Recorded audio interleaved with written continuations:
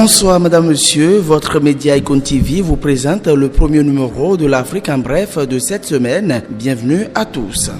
Les négociations en faveur de la paix qui se tiendront en Suisse cette semaine ne connaîtront pas la présence du Soudan. Le gouvernement a manifesté hier dimanche à travers un communiqué sa décision de ne pas y prendre part. Ce rejet de l'initiative des États-Unis par le Soudan pourrait renforcer la guerre civile qui dure depuis plus d'un an dans le pays. Cette position du gouvernement fait suite à la rencontre entre ses délégués et des diplomates américains en Arabie Saoudite les 9 et 10 août. En effet, les 2 jours de consultation n'ont pas permis aux participants de résoudre les questions litigieuses. Selon les autorités soudanaises, les États-Unis ne s'étaient pas engagés à obliger les forces de soutien rapide à protéger les civils. Dans le communiqué, elles rejettent la présence de tout nouvel observateur ou facilitateur et vont accueillir favorablement toute initiative qui répond à la souveraineté de la nation et à la dignité du peuple soudanais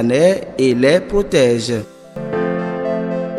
Le mardi 13 août 2024, la presse sénégalaise observera une journée sans presse en raison des difficultés financières exacerbées par le nouveau gouvernement. Le Conseil des diffuseurs et éditeurs de presse du Sénégal dénonce des mesures telles que le blocage de comptes et l'annulation de contrats publicitaires, qualifiant la situation de mort programmée des médias sénégalais. Le président Diomaye Faye, bien qu'ayant rencontré des jeunes reporters, reste inflexible sur les questions fiscales, aggravant les tensions avec le secteur.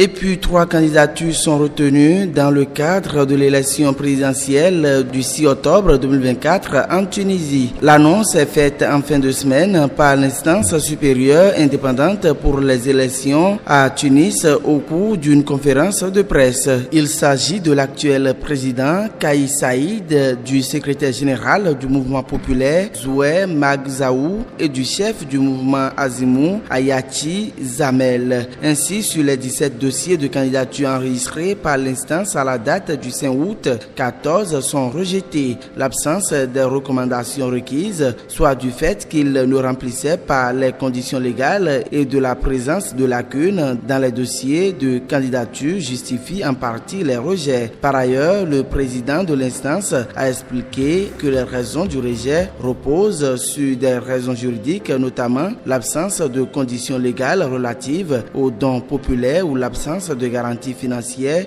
10 000 dinars, soit environ 3,3 000 $. Fin de ce numéro, merci de nous avoir suivis et à demain matin pour le Flash Actu.